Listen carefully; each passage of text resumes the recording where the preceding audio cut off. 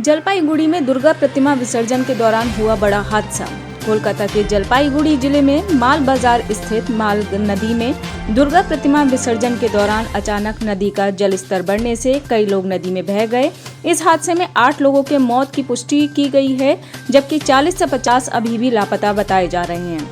माल नदी में दुर्गा प्रतिमा विसर्जन का कार्यक्रम चल रहा था, तभी अचानक नदी का जलस्तर बढ़ने लगा। पानी के तेज बहाव में दुर्गा प्रतिमा विसर्जन करने उतरे लोगों में से करीब 40 से 50 लोग पानी के तेज बहाव में बह गए, जबकि कुछ लोगों को पास खड़े लोगों ने बचा लिया।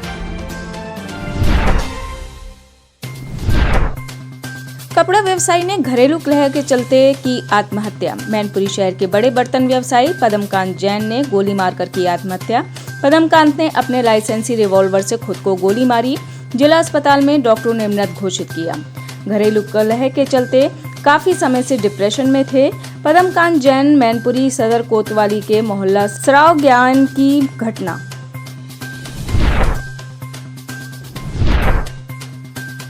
श्रावस्ती में राप्ती का लगातार बढ़ रहा है जलस्तर। राप्ती नदी पहुंची खतरे के निशान से 1 मीटर 30 सेंटीमीटर ऊपर।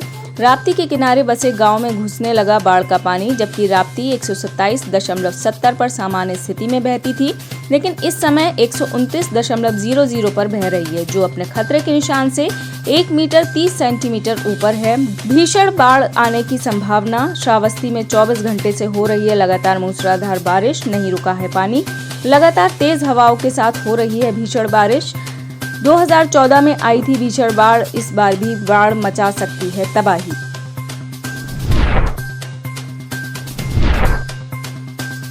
केंद्रीय गृह मंत्री अमित शाह ने जम्मू कश्मीर के सुरक्षा हालातों का लिया जायजा।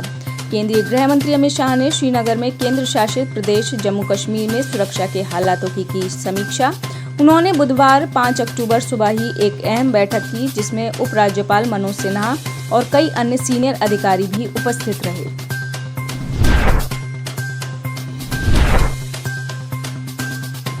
साथ में सेल्फी लेने पर भड़की जया बच्चन। जग जाहिर है, अभिनेत्री जया बच्चन का कैमरे से रिश्ता कभी भी अच्छा नहीं रहा है। सोशल मीडिया पर ऐसे कई वीडियोस हैं। कई बार तो कैमरे के सामने ही जया बच्चन भड़की दिखाई दी हैं। इस बार भी कुछ ऐसा ही हुआ। जब एक्ट्रेस बेटे अभिषेक बच्चन के साथ भोपाल के कालीबाड़ी मंदिर में दर्शन करने पहुंचे, तो लोगों में सेल्फी लेने की होड़ सी लग गई। बस फिर क्या था। गुस्से से लाल पीली हुई जया बच्चन ने हल्ला मचा दिया। कुछ ही देर में देखते ही देखते ये वीडियो सोशल मीडिया पर जमकर वायरल हो गई।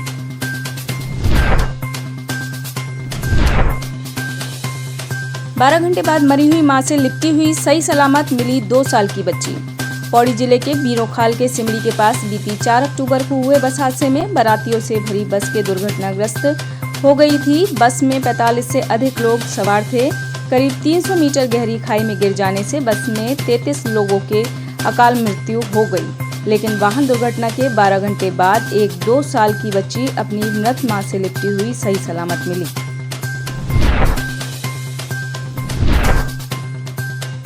राहुल गांधी ने कर्नाटक के मुख्यमंत्री वसवराज सीएम बोम्मई को लिखा पत्र। नागरहोल टाइगर रिजर्व में गंभीर रूप से घायल हाथी के बच्चे का इलाज कराने का राहुल गांधी ने पत्र लिखकर सीएम बोम्मई से किया आग्रह। कांग्रेस के वरिष्ठ नेता राहुल गांधी ने कर्नाटक के मुख्यमंत्री वसवराज बोम्मई को पत्र लिखकर नागरहोल टाइगर रिजर्व में गंभीर रूप से घायल हाथी के बच्चे का इलाज कराने का आग्रह किया है। इसमें उन्होंने कहा है कि मैंने और कांग्रेस अध्यक्ष सोनिया गांधी ने टाइगर रिजर्व का दौरा किया। इस दौरान हमें एक हाथी का बच्चा अपनी मां के साथ घायल स्थिति में दिखा। उसकी पूंछ और सूंड में गहरे घाव हैं। वह अपने जीवन के लिए लड़ रहा है। इसे तत्काल इलाज की आवश्यकता है।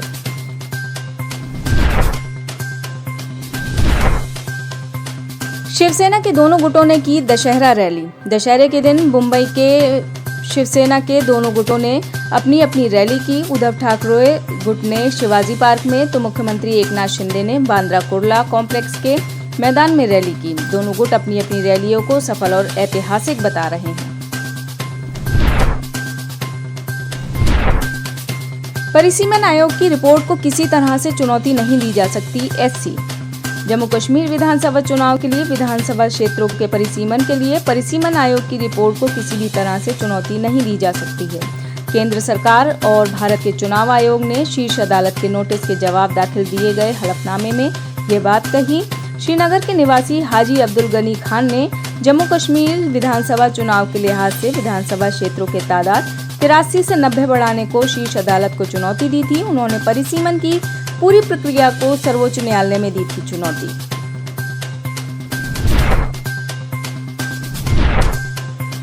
कैलिफोर्निया के मर्सेट काउंटी से अगवा किए गए 4 भारतीयों के शव मिले। अमेरिका में लगातार भारतीयों के साथ हिंसा और भेदभाव हो रहा है। अब हाल ही में चौंकाने वाली घटना घटी है। दरअसल इस बार मामला काफी दर्दनाक है। कैलिफोर्निया के मर्सेट काउंटी से अगवा किए गए 8 महीने के बच्चे सहित पंजाब मूल के 4 लोग जसदीप सिंह, पत्नी जसलीन, भाई अमनदीप और बेटी आरोही की हत्या कर शव को एक बाग में फेंका गया था।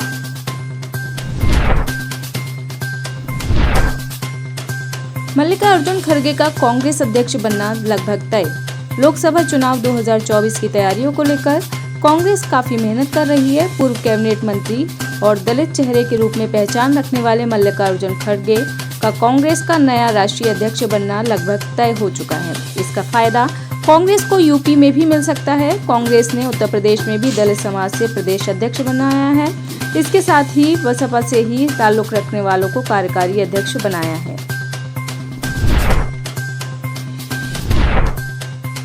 चंडीगढ़ में हो रहा है एयर शो का रिहर्सल। मेन शो 8 अक्टूबर को होगा। चंडीगढ़ में होने जा रहा है एयर शो रिहर्सल। हालांकि मुख्य कार्यक्रम 8 अक्टूबर को होगा, परंतु शो का फुल रिहर्सल आज ही हो रहा है। इस शो को देखने के लिए लोगों में खासा क्रेज है। शो के लिए सभी टिकट बुक हो चुके हैं। शो सुखना लेक पर दोपहर 2 बजे शुरू होगा। ऐसे में चंडीगढ़ ट्रैफिक पुलिस ने शहर की कुछ सड़कों को आवाजाही के लिए बंद कर दिया है। 8 अक्टूबर को भी ट्रैफिक व्यवस्था इसी तरह रहेगी।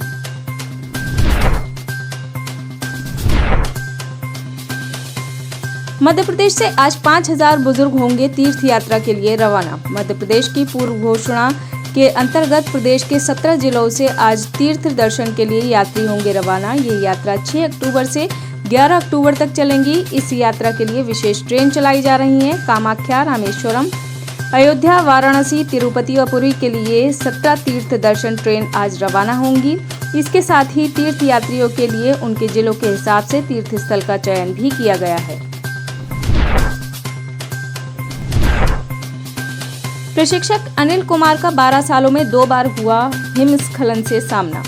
पर्वतारोहण बहुत ही खतरनाक एडवेंचर है। उच्च हिमालयी क्षेत्र में मौसम की दुश्वारियों के साथ हर वक्त दुर्घटना की आशंका रहती है। नेहरू पर्वतारोहण संस्थान में प्रशिक्षक के तौर पर तैनात सूबेदार अनिल कुमार का पिछले 12 वर्ष के अंतराल में 2 बड़े हिमस्खलन से सामना हो चुका है।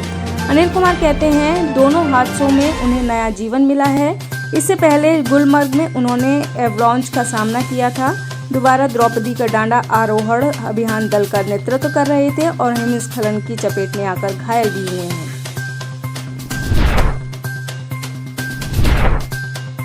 वंदे भारत एक्सप्रेस दुर्घटनाग्रस्त। मुंबई सेंट्रल से गांधीनगर गुजरात के बीच चलने वाली वंदे भारत एक्सप्रेस गुरुवार को भैंसों का झुंड आगे आ जाने के कारण बटवा स्टेशन पर 11:15 पर दुर्घटना का शिकार हो गई। इस हादसे में ट्रेन के इंजन का अगला हिस्सा क्षतिग्रस्त हो गया। सभी यात्री सुरक्षित हैं। इस ट्रेन को 30 सितंबर को पीएम मोदी ने दिखाई हरी झंडी। नेपाल के 12 जिले में भयंकर सड़क दुर्घटना। नेपाल के 12 जिले में सड़क हादसे में 16 लोग मरे, 24 अन्य घायल हुए। 12 जिले के मधेश प्रांत में ये सड़क हादसा हुआ है। घायलों को नजदीकी अस्पतालों में इलाज के लिए भर्ती कराया गया है। पुलिस हादसे के शिकार लोगों की पहचान की कोशिश कर रही है। बस चितवन के नारायणगंज से 12 के पथलैया के ओर जा रही थी। ईस्ट वेस्ट हाईवे पर यह हादसे का शिकार हो गई। दक्षिण ग्रीस में प्रवासियों से भरी 2 नाव डूबी। ग्रीस में शरणार्थियों और प्रवासियों को ले जा रही 2 नाव चट्टानों से टकराने के कारण दुर्घटनाग्रस्त होकर डूबी। यह घटना दक्षिणी ग्रीस के काइथरा द्वीप की है। अब तक 16 लोगों की मौत हो चुकी है, जबकि 30 से ज्यादा लोग लापता हैं। यह ग्रीस में एक बड़ा हादसा है।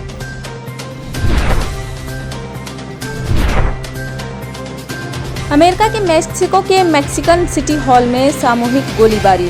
अमेरिका की मैक्सिको सिटी में मैक्सिकन सिटी हॉल में हुई सामूहिक गोलीबारी में कम से कम 10 लोगों की मौत, संभवतः मरने वालों में मेयर भी शामिल है। ये गोलीबारी मैक्सिकन सिटी हॉल में चल रहे एक कार्यक्रम के दौरान एक अज्ञात शख्स हॉल में दाखिल हुआ और कुछ सेकंड का इंतजार कर अंधाधुंध फायरिंग करने लगा।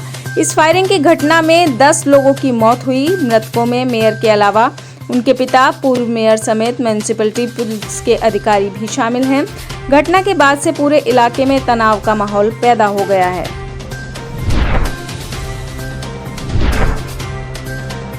थाईलैंड में अंधाधुंध फायरिंग। थाईलैंड में गुरुवार को उस वक्त अंधाधुंध फायरिंग से कोहराम मच गया जब थाईलैंड के पूर्वोत्तर प्रांत में प्रांत शूटिंग में कम से कम 30 लोग मारे गए हैं। चारों तरफ चीख पुकार मच गई।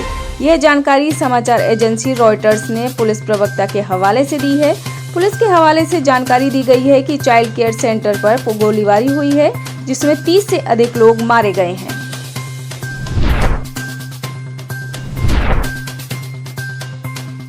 फ्रांसीसी लेखक एनी एर्नोक्स को मिला नोबेल साहित्य पुरस्कार। फ्रांसीसी लेखक एनी एर्नोक्स को नोबेल साहित्य पुरस्कार से सम्मानित किया गया।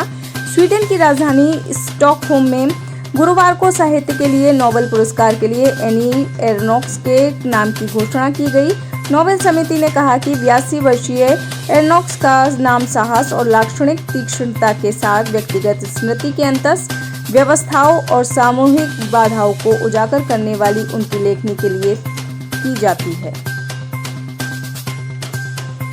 आप इस खबर के बारे में क्या सोचते हैं, हमें कमेंट सेक्शन में बताएं। साथ ही ब्रह्मास्त्र न्यूज़ को सब्सक्राइब और शेयर भी जरूर करें।